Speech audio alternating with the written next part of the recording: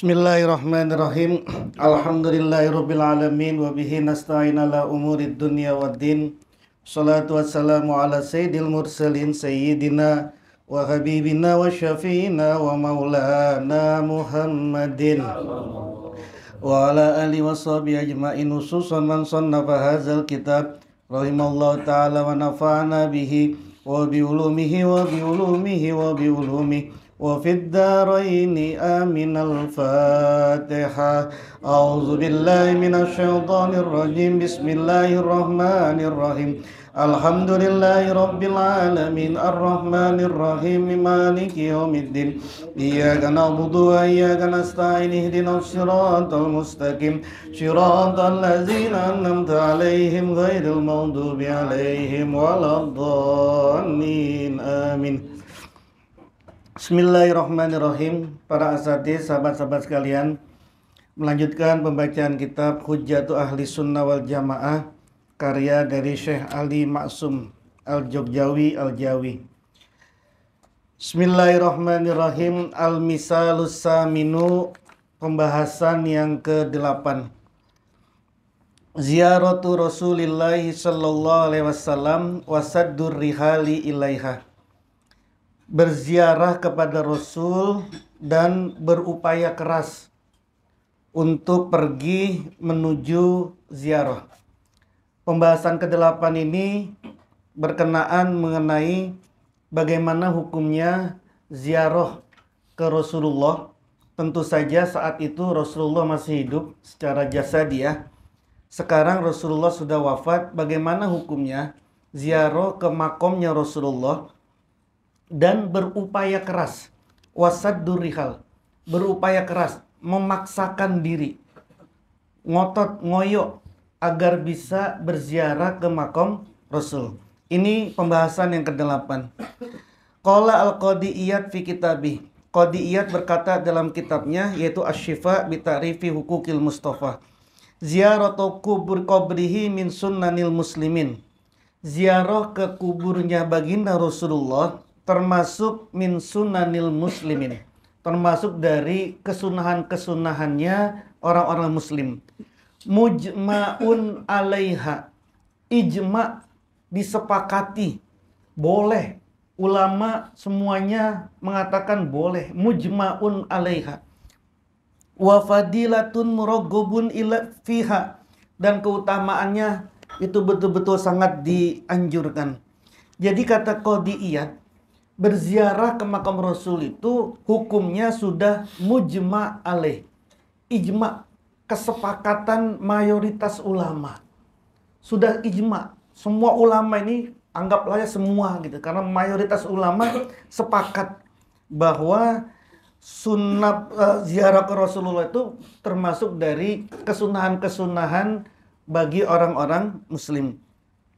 Dalilnya banyak. Pertama, an Ibni Umar radhiyallahu anhu maqala qala Rasulullah sallallahu alaihi wasallam man zarani fil madinati muhtasiban kana fi jiwari.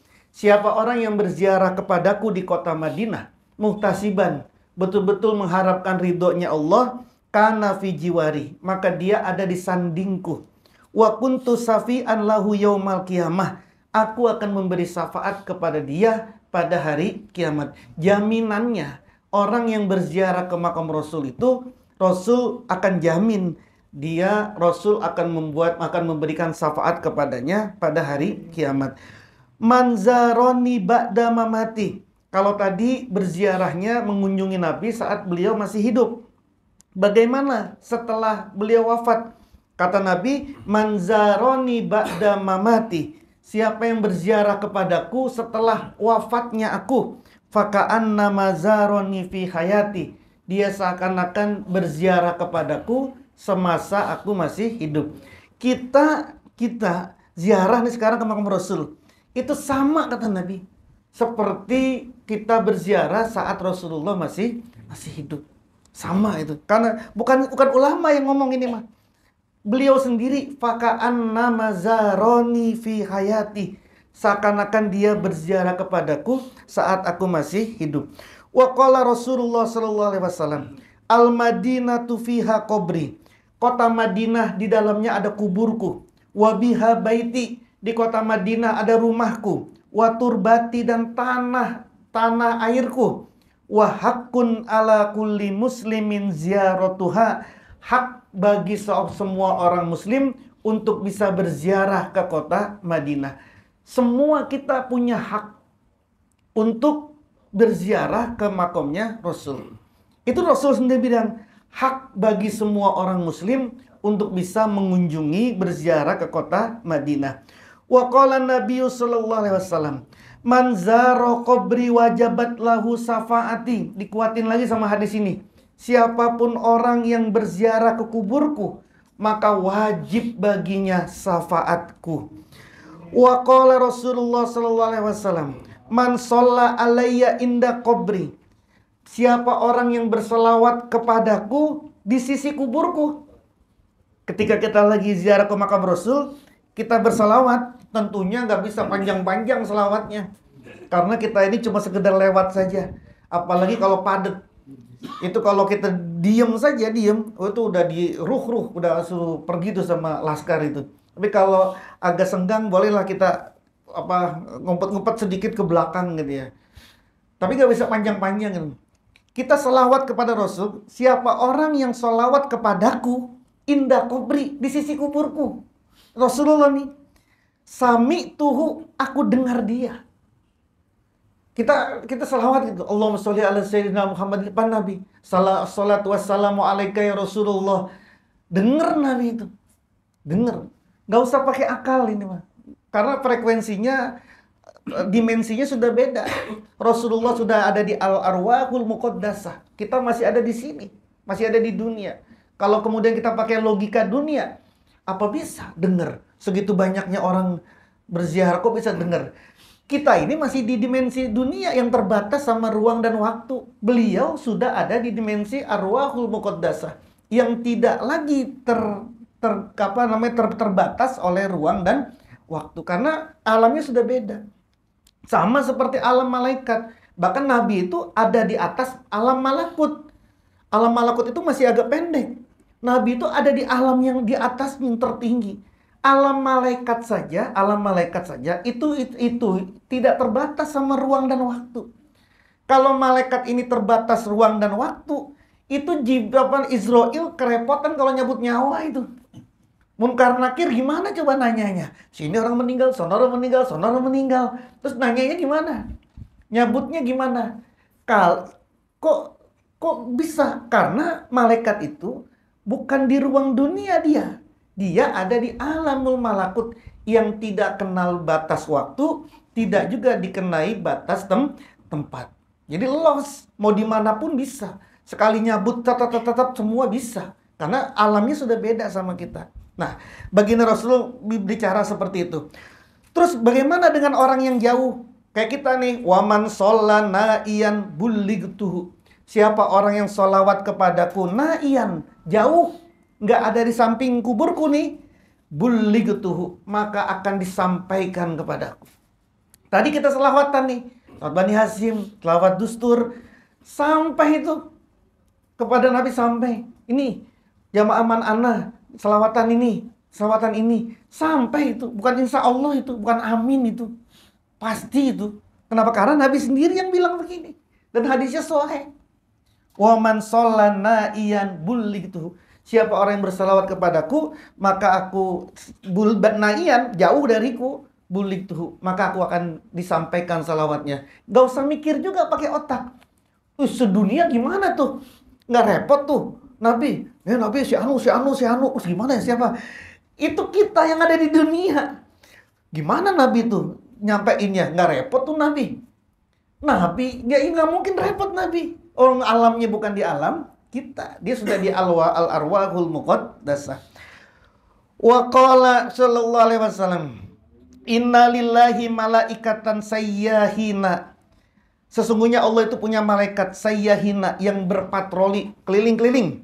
Yuballiguni an ummatis salamah, yang menyampaikan kepadaku salam dari umatku. Ketika bilang assalamu alayka ya Rasulullah, ada malaikat tuh, Rasul, fulan nyampein salam.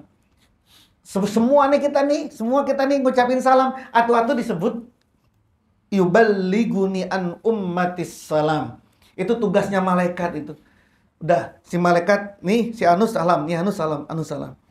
Wa qala Rasulullah sallallahu alaihi wasallam, "Anna ahadan la yusalli alayya." Tidaklah seseorang bersalawat kepadaku illa uridot sholatuhu alayya hinna yafrugu minha. Kecuali sholawatnya dihadapkan kepadaku saat sudah selesai dia membaca salawat. Ya Rasul, si fulan baca salawat dustur tadi. Ya Rasul, si fulan baca salawat Bani Hashim tadi. Ya Rasul, si fulan baca salawat ini, salawat ini, salawat ini. Disampaikan itu kepada baginda Rasulullah SAW. Rawal Bukhari, Imam Bukhari bahkan meriwayatkan lagi, man sholla alayya inda qabri. Siapapun orang yang bersalawat kepadaku inda qabri, di kuburku, di kuburnya nih, di kuburnya Nabi. Nanti kalau aku meninggal, dia selawat di kuburku. Wakalallahu biha malakan. Allah akan menyerahkan, menugaskan dengan satu selawatnya itu satu malaikat. Ya beluguni, yang menyampaikan kepadaku wa kufiya amro dunyahu wa akhiratuhu, yang itu cukuplah untuk urusan dunianya dan urusan akhiratnya. Wa kuntulahu syafi'an au syahidan yaumal qiyamah, aku akan memberikan syafaat atau aku akan memberikan kesaksian dia yaumal qiyamati, pada hari kiamat. Hadis-hadis kayak seperti ini banyak beliau sampaikan. Jadi ini menunjukkan orang yang ziarah ke makam Rasul kayak begini loh. Hadisnya Bukhari ini, bukannya hadis Hasan ini, bukan hadis Doib ini. Hadis Imam Bukhari ini. Nabi bilang, siapa yang berziarah ke kuburku, berarti kan kita harus ke Madinah nih. Ke kuburku, Allah akan menugaskan satu malaikat untuk menyampaikan kepadaku urusan dunianya, urusan akhiratnya. Udah cukupin. Dicukupkan menurut perhitungan Allah, bukan menurut perhitungan kita. Kalau perhitungan kita mah kagak cukup-cukup kita mah. Mau punya mobil 10 juga gak cukup-cukup. Dicukupkan urusan dunianya sama urusan akhiratnya. Aku nanti akan memberi syafaat atau aku akan memberikan kesaksian nanti pada hari kiamat. Itu orang yang berziarah ke makam Rasul. Hadisnya banyak. Tapi kemudian kata Imam, kata pengarang kitab ini, walakin hunaka sirzimatun minan nas. Tapi ada sekelompok kecil dari manusia, wa haula'i humul ladzina hakaina anhum man azyaratil kubur, yang mereka itu memberikan fatwa, memberikan hukum bahwa mencegah, melarang ziarah ke kuburan, mana uziyaratahu sallallahu alaihi wasallam, yang mereka juga mencegah, melarang orang berziarah ke makam Rasul. Kalau ke masjidnya nggak apa-apa, tapi jangan ke makam Rasul. Ini ada sirzimatun minan nas, kata pengarang kitab ini. Ada sekelompok kecil yang cacing dari manusia yang melarang orang ziarah kubur. Jangankan ziarah ke makam wali, ke makam Rasul aja nggak boleh. Dan ini terjadi memang, faktanya. Karena di awal tahun 1900-an, itu makam baginda Rasul mau dikeluarkan dari Masjidin Nabawi. Mau diangkat itu, mau dikeluarin. Bahkan ini saya dapat informasi dari kawan-kawan di sana, siapapun yang nulis skripsi, menulis karya ilmiah, skripsi, tesis atau disertasi, yang kemudian nanti hasil kesimpulannya adalah bahwa haram hukumnya ada kuburan di dalam masjid, haram hukumnya untuk berziarah kubur, itu hasilnya itu nanti komlot itu, kalau kesimpulannya kayak gitu. Maka saya sendiri tahun berapa entah itu, lupa saya, tahun udah lama, ketika lagi umroh, setiap habis maghrib itu kan biasa banyak majelis-majelis di Masjid Nabawi kan. Saya itu, sedenger-dengernya itu. Dengan bangganya bilang, saya sudah tinggal di kota suci ini 40 tahun, tapi saya tidak pernah menginjak kebid'ahan yang ada di sana. Maksudnya makam Rasulullah digituin coba. Maksudnya nggak pernah berziarah karena kebid'ahan yang di sana. Itu luar biasa emang. Luar biasa. Jadi meskipun sih sekarang sudah mulai melunak ini, tapi dulu itu luar biasa sampai seperti itu. Nggak boleh. Apa alasannya nggak boleh? Boleh. Anda ke Madinah boleh. Ke Masjid Nabawi. Jangan ke kuburan. Apa alasannya? Hadisnya satu alasannya. La tusaddur rihalu illa salasati masajidah. Nggak boleh memaksakan diri, nggak boleh berupaya keras untuk pergi ke satu tempat kecuali cuma ke 3 masjid doang. Al-Masjidil Haram, wa masjidi, dan masjidku, Masjid Nabawi ini, wal Masjidil Aqsa, dan Masjidil Aqsa. Berdasarkan hadis ini, mereka mengatakan, nih kata Syekh, kata pengarang kitab ini, berdasarkan hadis ini, tidak boleh orang memaksakan diri, ngotot, memohon-mohon, berupaya keras biar bisa pergi ke ziarah ke Rasulullah, biar bisa pergi ziarah, jangankan ke ziarah ke Wali Songo, ke makam Rasulullah aja nih, sampai ngoyo, sampai kita berupaya keras, itu nggak boleh, haram itu. Kenapa? Karena hadisnya Nabi tidak boleh nggak boleh pergi secara maksain diri, ngotot, kecuali cuma ke 3 masjid doang nih. Masjidil Haram, Masjidil Nabawi, dan Masjidil Aqsa.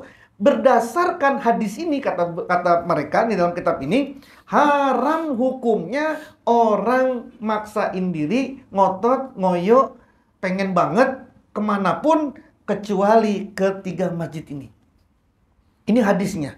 Nah, dari hadis ini, maka kemudian Al-Imam Al-Ghazali di dalam kitabnya Ihya Ulumuddin itu kemudian menerangkan bahwa hadis ini itu bukan hadis yang melarang orang itu untuk ziarah ke jejak-jejak peninggalan, wa kuburil ulama, ke kuburannya para ulama, wasulaha, dan orang-orang soleh.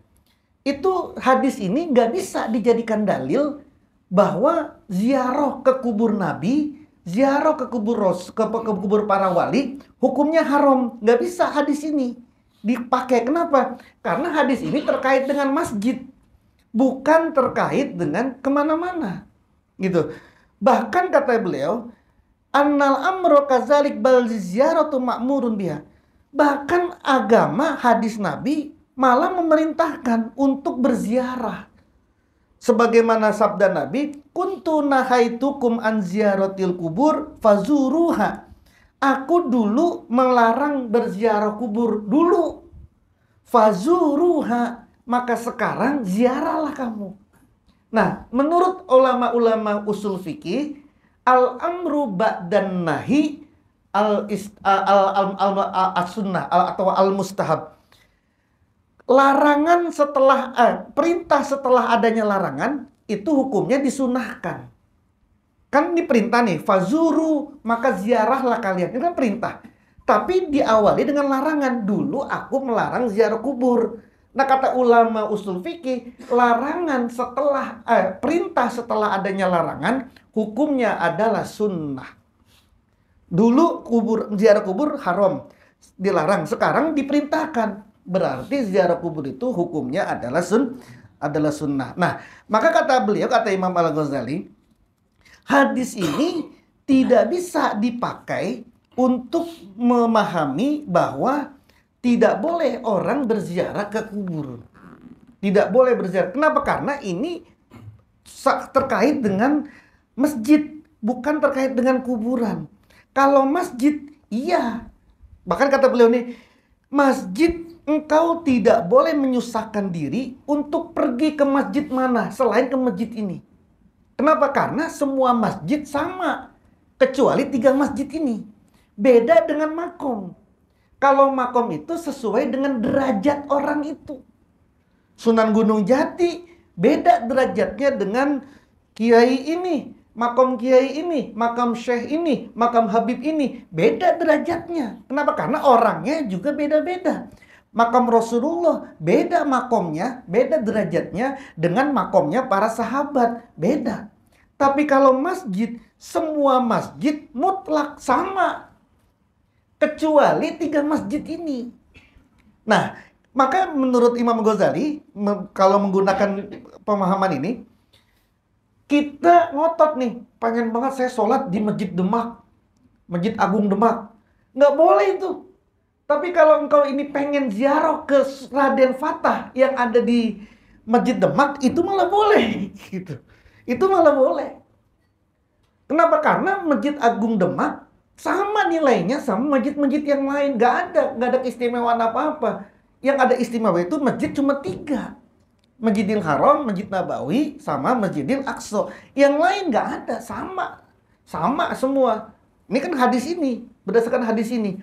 Tapi kalau makom beda. Jadi kalau makom itu yang ini tinggi, ziarah ke makom Rasul pasti jauh beda. Dengan ketika ziarah ke makam Sunan Gunung Jati pasti beda. Kenapa? Karena derajatnya juga beda. Nah, maka kata beliau tadi, kalau engkau ke masjid, ya, li'annal masajida ba'dal masajidi salasati mutamasilatun. Semua masjid selain masjid yang 3 ini mutamasilatun, sama semua. Nggak beda. Wa ammal masahid, adapun jejak peninggalan, ya makom, falat tatasawa, nggak sama. Bal barokatu ziyaratiha ala qadri darajatihim indallah. Bahkan kebarokahan berziarah kepadanya ala qadri darajatihim, berdasarkan kadar derajatnya beliau indallahi, di sisi Allah. Kita ziarah ke makam Rasul sama ke makam Wali Songo, ya beda. Kenapa beda? Derajatnya beda. Mendapatkan kebarokahannya juga beda. Nggak sama. Beda dengan tadi masjid. Jadi menurut kitab ini yang beliau ngambil dari Imam Al-Ghazali, kita nggak boleh ngotot, saya pengen banget ke masjid Kudus. Pengen banget ke masjid Kudus. Pengen sholat ke masjid Kudus pokoknya. Mau ngutang-ngutang juga, saya pengen banget ke Masjid Kudus. Nggak boleh tuh Anda begitu. Kenapa? Karena Masjid Kudus itu sama. Tapi kalau Anda pengen banget ke Sunan Kudus, ke makomnya Sunan Kudus yang ada di Masjid Kudus tuh, boleh itu malah. Nggak ada orang berpikiran kayak begini. Ini jarang ini bisa disampaikan kayak begini. Orang-orang sekelas Imam Al-Ghazali ini yang bisa berpikir kayak begini. Mengambil sebuah keputusan hukum berdasarkan dalil tadi. Dalil Nabi bahwa tidak boleh bepergian, ngotot ke bepergian itu kecuali ketiga masjid. Lalu kata beliau, wa ini ajabu summa ajabu ayyaf hamazu aklin. Aku ini takjub, heran. Betul-betul heran sama memahami orang yang melarang ziarah ke makam Rasul berdasarkan hadis ini. Saya ini heran. Kenapa kok heran? Madinatul Munawwaroh, Madinah, dulu namanya Yasrib. Itu mah kota biasa. Itu mah kota kampung. Kota yang nggak ada nilainya apa-apa dulu. Dia ini kemudian menjadi Madinah, menjadi kota suci, menjadi kota dua yang suci. Masjidnya menjadi masjid yang suci. Itu kan karena Nabi. Karena ada Nabi di situ. Madinah Munawwarah itu makanalah ayyukimatin bainal bilad qabla hijrati. Kota Madinah, dulunya Yasrib, itu sama aja dengan kota yang lain sebelum hijrahnya Nabi ke kota itu. Nah, masjid ini menjadi mulia karena idhofatuhu ilai alaihi salatu wassalam. Masjid ini, kota ini menjadi kota yang mulia sebab dia disandarkan kepada sosok yang mulia, sosok yang suci, baginda Rasulullah Muhammad SAW. Dengan logika seperti ini, apakah masuk akal, kata beliau, fahal minal makul, apakah masuk akal orang kemudian berkata, inna hazal masjida lahu barokatun ta'udu alal musafiri ilaihi. Masjid Nabawi ini penuh dengan kebarokahan. Semua orang yang mengunjungi ke masjid ini maka akan mendapatkan kebarokahannya. Falihaja yajuzu an tusaddar rihalu ilaihi. Maka karena itu boleh memaksakan diri, boleh untuk ngotot ngoyo biar bisa berangkat pergi ke Masjid Nabawi. Wa ammar rasulu allazi azuma hazal masjid. Sedangkan Rasul yang membuat masjid ini menjadi agung, dan tidak bisa masjid ini menjadi agung kecuali dengan beliau, illa binisbati ilaihi fala barokata fihi. Nggak punya kebarokahan di dalamnya. Ta'udu ila zairi, yang orang itu berziarah kepada dia nggak dapat barokah apa-apa. Maka kata beliau, masuk akal nggak? Masjid Nabawi ini menjadi berkah, menjadi suci karena ada Nabi Muhammad. Loh, kok kemudian kesimpulannya adalah kalau ke Masjid Nabawi ada barokah, tapi kalau ke makam Rasul nggak dapat apa-apa. Kan di mana akalnya? Kata Imam Al-Ghazali, kalau nggak ada Rasul, nggak ada Masjid Nabawi. Berarti kan muliaan mana? Masjid Nabawi apa Rasul? Kan Rasul sih. Kan az-zarfu tabi'un lil mazruf. Wadah mengikuti yang diwadahi. Nih misalnya nih, sering saya contohin kayak begini. Ini berapa sih paling airnya ini? Nyampe nggak 10.000 ini? Enggak. Airnya dibuang, ganti air zam-zam. 10.000 laku banget nggak? Segini nih, 600, 300 mili, 600 mili, 600, 100 apa, 10.000 berebutan nggak orang? Air zam-zam nih, air zam-zam. Anda jual 10.000 ke Tanah Abang, bisa jadi 100.000 tuh. Lah, ini kan sama wadahnya. Wadah ini menjadi mahal, tempat ini menjadi mahal, karena dalamnya mahal beda. Tapi kenapa kok muliain wadahnya, nggak muliain dalamnya? Gitu. Nah, kata Imam Al-Ghazali begitu. Kenapa kok Anda bisa bilang, kalau ke Masjid Nabawi dapat barokah? Boleh. Tapi kalau ke makam Rasul nggak dapat barokah. Bagaimana logika Anda? Oh, yang membuat Masjid Nabawi itu baginda Nabi kok. Yang membuat Madinah itu baginda Nabi kok. Kok bisa nabinya sendiri nggak bisa atau nggak memunculkan kebarokahan. Innama yakulul majanin. Bahkan kata beliau, ini cuma diucapin sama orang-orang gila.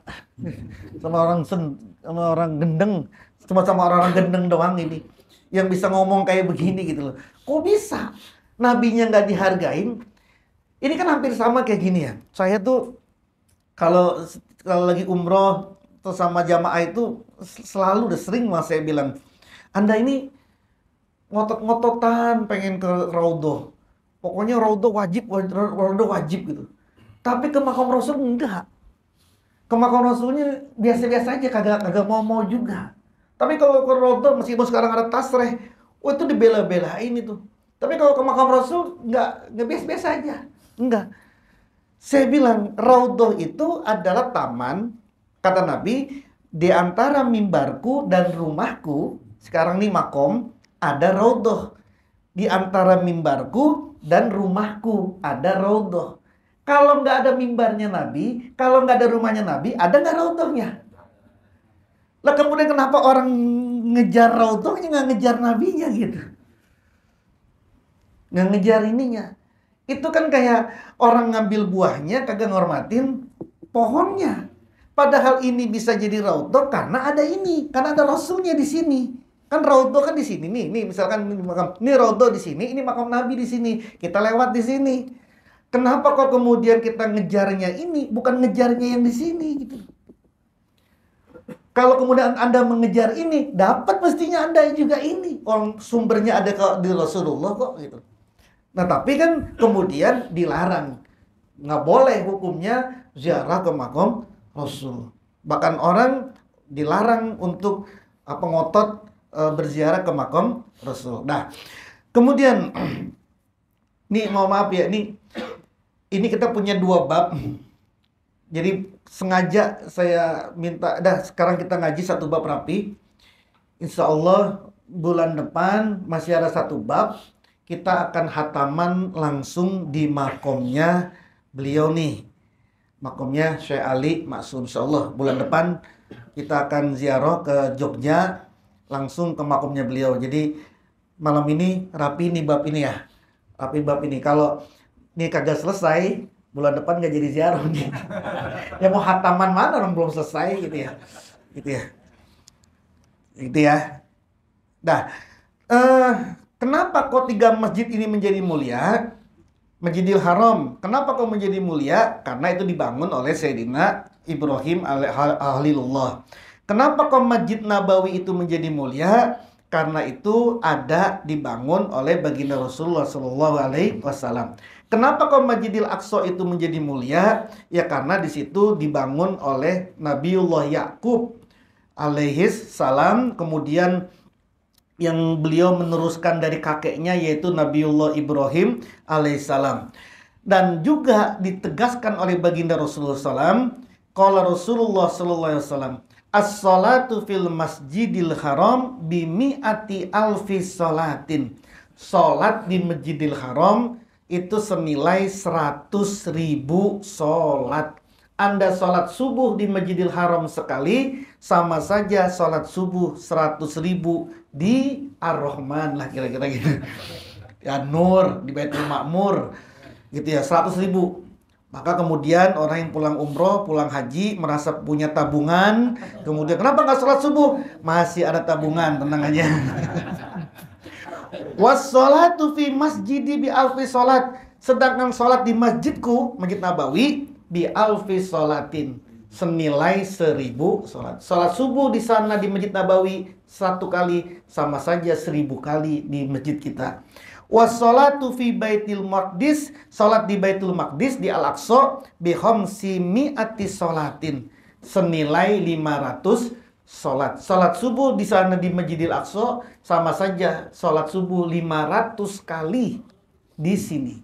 Jadi Anda kalau nanti umroh di Madinah dapat 1.000, di Masjidil Nabawi di Mekah dapat 100.000. Itu udah 100.000 tambah 1.000, 101.000. Itu baru satu sholat kali 5 waktu, berapa tuh? Kemudian Anda di sana 9 hari kali berapa tuh?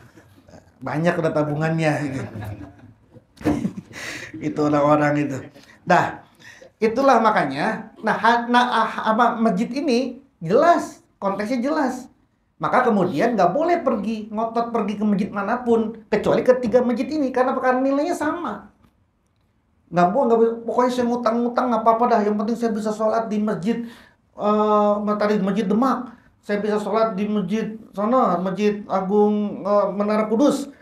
Nggak boleh itu. Just nggak boleh. Kenapa cuma 3 ini aja yang bolehnya? Tapi kalau Anda ngotot pengen ziarah, kayak sekarang nih panitia Ana nih, lagi pada pusing-pusing nih. Tapi insya Allah udah beres lah. Hotel udah, bis udah kita makan udah tinggal berangkat insya Allah. Kan ngotot-ngototan nih.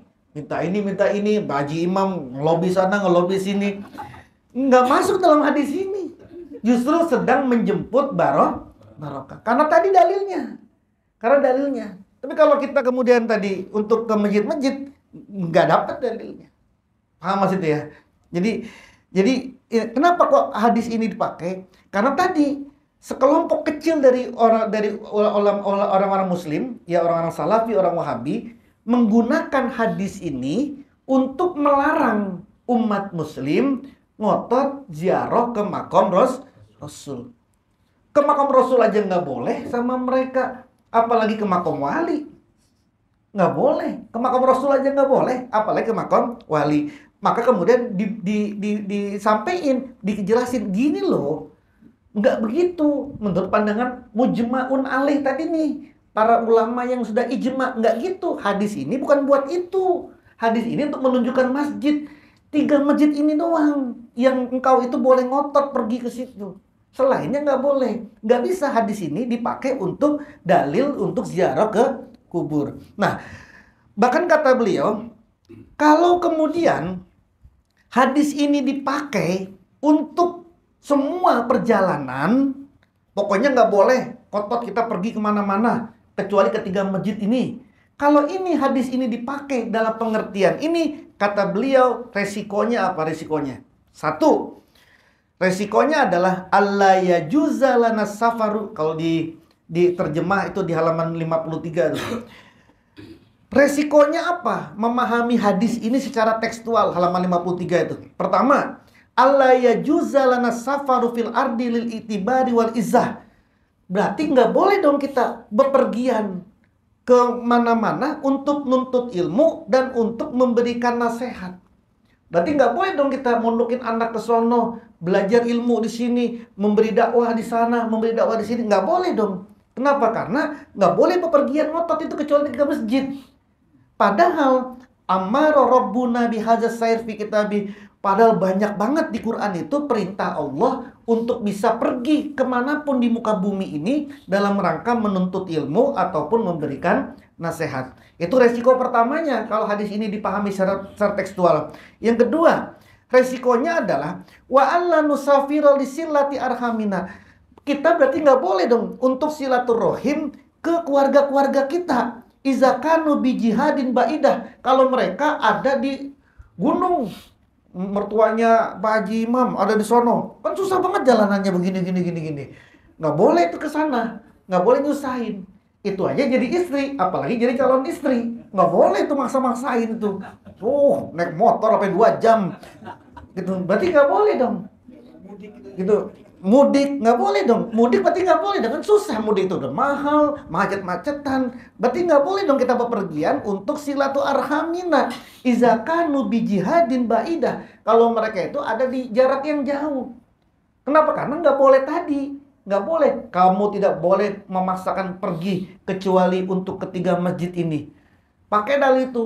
Kemudian mertuanya, orang tuanya, lu nggak nengokin gua di kampung? Nggak boleh, Mak. Saya lagi gak punya duit ini. Gak boleh ngotot, gak boleh maksain diri. Ini hadisnya nih, Mak. Gitu ya. Gak boleh tuh. 3. Wa an la nusafira lil jihad wa li tablighi syariat awil qada' baina nas bil ad. Resiko yang 3 adalah kita juga nggak boleh untuk pergi jihad, untuk nyampein syariat, ataupun untuk memberikan putusan kepada masyarakat secara adil. Nggak boleh dong kita pergi jihad, nggak boleh dong kita berdakwah, nggak boleh dong kita memberikan hukum kemana-mana, memberikan tabligh, memberikan penyampaian syariat kemana-mana. Yang keempat, wa alla yajuza lana safaru litijarah wa ila ma yuhimmu min su'unid dunya. Berarti kita nggak boleh juga dong ngotot ngoyo bersusah payah untuk berdagang ke kampung-kampung, ke tempat-tempat pelosok, tempat-tempat yang susah. Nggak boleh dong. Kalau memang ini dalilnya dipakai seperti itu, nggak boleh dong. Kalau mau dagang yang gampang-gampang aja di depan rumah, di depan jalanan rumah. Tapi kalau Anda udah muter-muter kemana, marketing ke pabrik inilah, ke sini lah untuk jualan, gapa haram semua itu. Gapa haram semua itu. Orang gimana, orang ke Cikarang lah, ke Kerawang lah, yang jalanannya kayak begitu, udah macet gitu kan. Nggak boleh itu. Yang kelima, wa alla yasudar rihalu ilaihi fi hayatihi. Nggak boleh juga pergi kepada Rasul ketika Rasul itu masih hidup. Berarti saat itu sahabat yang jauh dari kota Madinah nggak boleh dong pergi.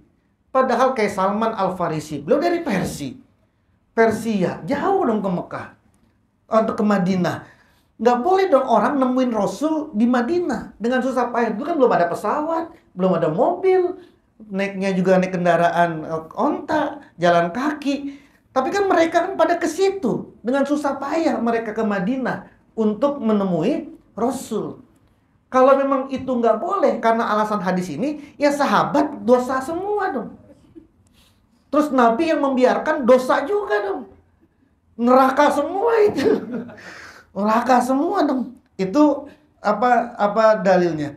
Bahkan kata Nabi malah mengancam, man hajja fazara qabri ba'da wafati faka'anna mazaroni fi hayati. Bahkan kata Nabi, siapa orang yang haji lalu dia ziarah ke kuburku, hajinya kan di Mekah, lalu kemudian dia ke kuburku, maka dia sama seperti berziarah kepadaku ketika aku masih hidup.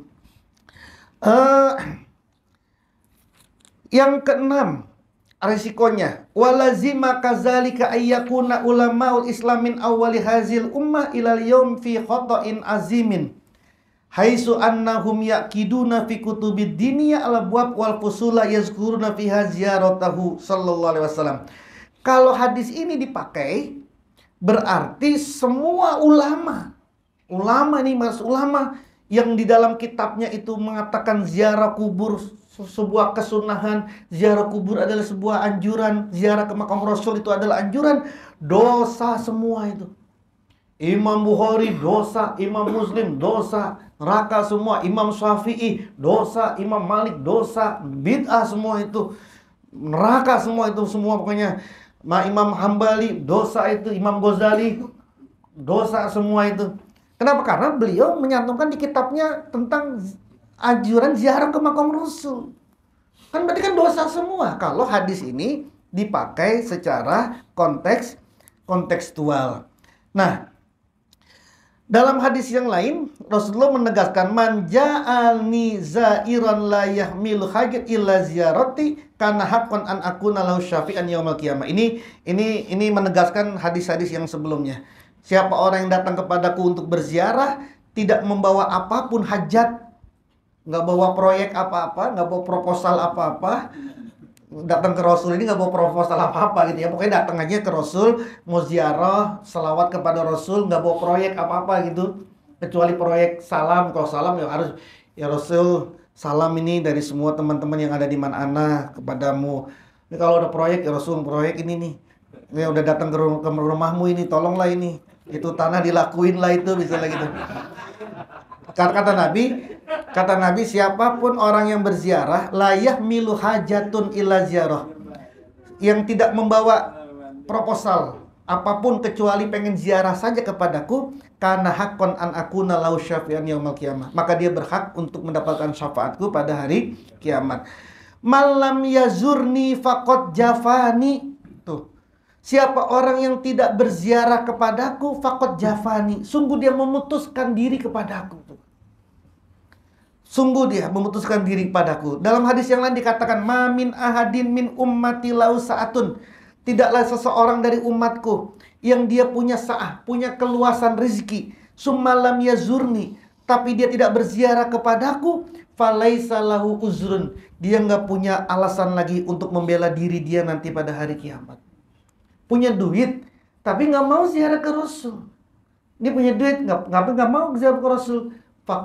Maka tidak, falaisa lahu uzrun, nggak punya alasan dia nanti untuk membela dirinya nanti pada hari kiamat. Kenapa sih orang kalau kemudian tidak boleh ziarah ke Rasul, maka kemudian tidak kenal dong sama Rasul. Bagaimana? Padahal Rasul membawa Quran, membawa hadis.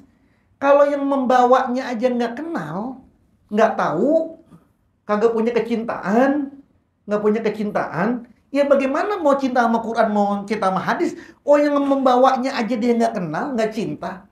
Ya saya mah cinta, tapi saya kagak mau. Ya bagaimana Anda mencintai sesuatu, tapi Anda tidak mau mendekat? Bagaimana coba? Masa ada orang mencintai sesuatu, tapi tidak mau dekat dengan yang dicintainya? Kan gila. Kan bohong berarti. Anda cinta sama sesuatu, tapi Anda nggak mau dekat sama itu. Kan itu nggak masuk akal. Orang itu kalau mencintai sesuatu, pengennya dekat sama sesuatu itu kan gitu. Anda lagi seneng-senengnya karena punya motor baru, lagi seneng-senengnya, kan Anda pasti mendekat terus itu. Dilapin aja, nggak kemana-mana, ngelapin aja, nggak kemana-mana padahal lapin, karena pengen deket. Nanti udah bosan sama motornya, ya kagak dilap-lapin kan gitu. Nah bagaimana mungkin kita bilang saya cinta sama Rasul, saya cinta sama Nabi, tapi kemudian nggak mau mendekat. Maka tadi katanya nggak punya pembelaan apa-apa dia. Nah, dalam hadis yang lain, man hajja walam yazurni faqad jafani tadi. Siapa orang yang haji, kemudian dia tidak berziarah kepadaku, maka dia sama saja memutus hubungan denganku. Ada orang haji doang, nggak ke Madinah, kagak ziarah ke Rasul, cuma ke Masjid Nabawi doang nih, ke Masjid Nabawi doang, ngejar raudhahnya doang, tapi nggak ke makam Rasul, ke raudhahnya doang, ke makam Rasul. Faqad jafani. Sungguh dia sudah memutuskan diri kepada. Nah hadirin, itulah garis besar beberapa hadis penting dan beberapa keterangan penting dalam kitab Hujjatul Ahlussunnah wal Jamaah mengenai bab ziarah ke makamnya Rasulullah SAW, sekaligus penjelasan mengenai apa hukumnya berziarah kepada Rasul, bagaimana berziarah kepada para aulia. Kita mudah-mudahan Allah takdirkan untuk bisa berziarah ke makam Rasulullah SAW, baik itu sedang umroh maupun sedang haji. Ya Allah, mudah-mudahan kita semua dipanggil oleh Allah untuk bisa berziarah ke makam Rasulullah SAW. Amin ya rabbal alamin. Al-Fatihah. A'udzubillahi minasyaitonirrajim. Bismillahirrahmanirrahim. Alhamdulillahirabbil alamin arrahmanirrahim maliki yaumiddin. Iyyaka na'budu wa iyyaka nasta'in ihdinas siratal mustaqim siratal ladzina an'amta 'alaihim ghairil maghdubi 'alaihim waladdallin. Amin. Mudah-mudahan bulan depan gak ada halangan apa-apa. Soal tanggal 27 bab terakhir. Alhamdulillah, ini mudah-mudahan jadi kode buat kita, jadi isyarah buat kita. Gak pernah ngepasin bab juga rasanya ini. Terus alhamdulillah besok sekarang musimnya haji ngebahas masalah ziarah Rasul. Nah besok kita ke makam para aulia itu tawasul kepada beliau, dan bab yang terakhir ini bab terakhir adalah bab tentang tawasul kepada para nabi, kepada para wali, kepada para orang-orang soleh. Insya Allah bulan depan kita akan hataman di makomnya beliau Syekh Ali Masum. Mudah-mudahan semuanya lancar, dimudahkan. Allahumma ya qadiyal hajat, Allahumma ya qadiyal hajat, Allahumma ya qadiyal hajat, Allahumma ya kafiyal muhimmat, Allahumma ya kafiyal muhimmat, Allahumma ya kafiyal muhimmat, bil barakah wal karamah. Al-Fatihah. A'udzubillahi minasyaitonirrajim. Bismillahirrahmanirrahim. Alhamdulillahirabbil alamin arrahmanirrahim maliki yaumiddin. Iyyaka na'budu wa iyyaka nasta'in ihdinas siratal mustaqim siratal ladzina an'amta 'alaihim ghairil maghdubi 'alaihim waladdallin. Amin. Wa'fu 'anna ya karim waghfir lana ya rahim. Allahumma shalli 'ala sayyidina Muhammad wa 'ala ali sayyidina Muhammad. Allahumma inna nastaudiuka bima qara'na wa sami'na fardudhuma inda hajatina. Allahumma ij'alna waj'al auladana wa talamizana min ahli ilmi min ahli khair wa la taj'al wa min ahli syarri wa min ahli jahl bihaqqi rabbana hab lana min azwajina wa dzurriyyatina qurrata a'yun waj'alna lil muttaqina imama. Rabbana atina fid dunya hasanah wa fil akhirati hasanah wa qina azabannar. Wa sallallahu ala sayyidina Muhammadin nabil ummi wa ala alihi wa sahbihi wa baraka wa sallam. Wa akhiru da'wana alhamdulillahi rabbil